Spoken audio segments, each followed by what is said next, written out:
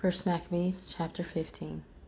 Moreover, Antiochus, son of Demetrius the king, sent letters from the isles of the sea unto Simon the priest and prince of Jews, and to all the people, the contents whereof were these: King Antiochus to Simon, the high priest and prince of his nation, and to the people of the Jews, greeting.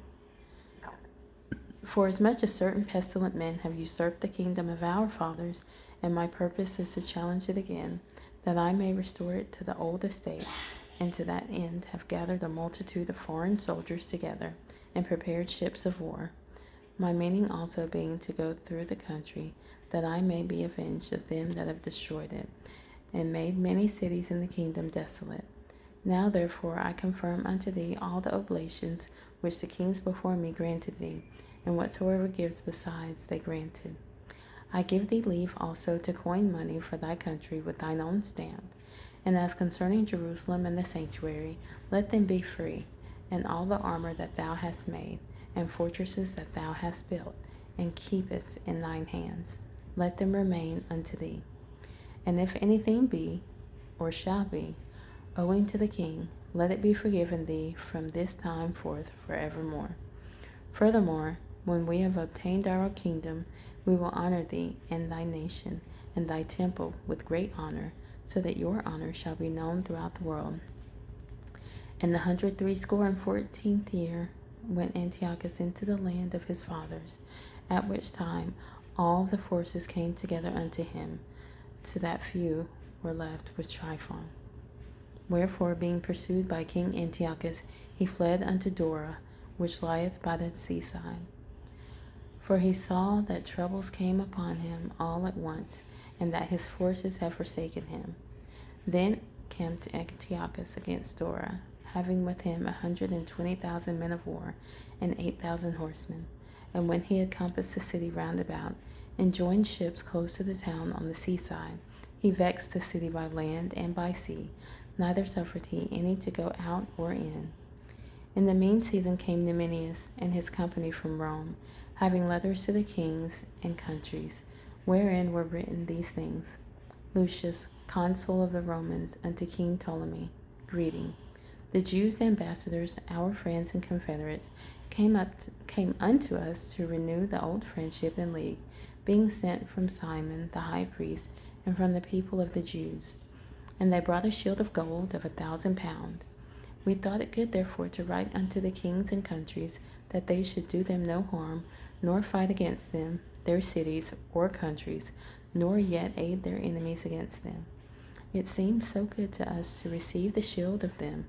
For if therefore there be any pestilent fellows that have fled from their country unto you, deliver them unto Simon the high priest, that he may punish them according to their own law.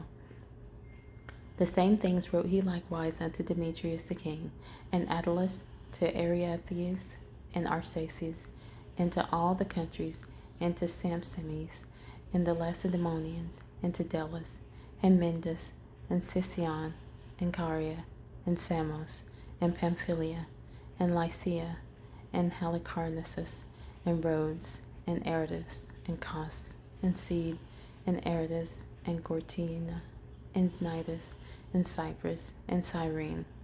And the copy hereof they wrote to Simon the high priest. So Antiochus the king camped against Dora the second day, assaulting it continually, and making engines, by which means he shut up Tryphon, that he could neither go out nor in. At that time Simon sent him 2,000 chosen men to aid him, silver also and gold, and much armor. Nevertheless he would not receive them, but brake all the covenants which he had made with them afore, and became strange unto him. Furthermore, he sent unto him Athenobius, one of his friends, to commune with him, and say, Ye withhold Joppa and Gazera, with the tower that is in Jerusalem, which are cities of my realm. The borders thereof ye have wasted, and done great hurt in the land, and got the dominion of many places within my kingdom. Now therefore deliver the cities which ye have taken, and the tributes of the places whereof ye have gotten dominion, without the borders of Judea. Or else give me for them 500 talents of silver, and for the harm that ye have done, and the tributes of the cities, other 500 talents. If not, we will come and fight against you.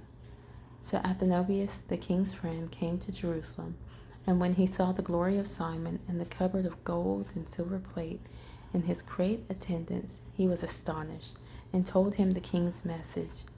Then answered Simon and said unto him, We have neither taken other men's land, nor holden that which appertaineth to others, but the inheritance of our fathers, which our enemies had wrongfully in possession a certain time. Wherefore we, having opportunity, hold the inheritance of our fathers. And whereas thou demandest Joppa and Gazera, albeit they did great harm unto the people in our country, yet will we give thee 100 talents for them. Hereunto Athenobius answered him not a word, but returned in a rage to the king, and made report unto him of these speeches, and of the glory of Simon, and of all that he had seen. Whereupon the king was exceeding wroth. In the meantime fled Tryphon by ship unto Orthosius. Then the king made Syndabius captain of the seacoast, and gave him a host of footmen and horsemen, and commanded him to remove his host toward Judea. Also he commanded him to build up Cedron, and to fortify the gates, and to war against the people. But as for the king himself, he pursued Tryphon. So Syndabius came to Jamnia, and began to provoke the people, and to invade Judea, and to take the people prisoners, and slay them.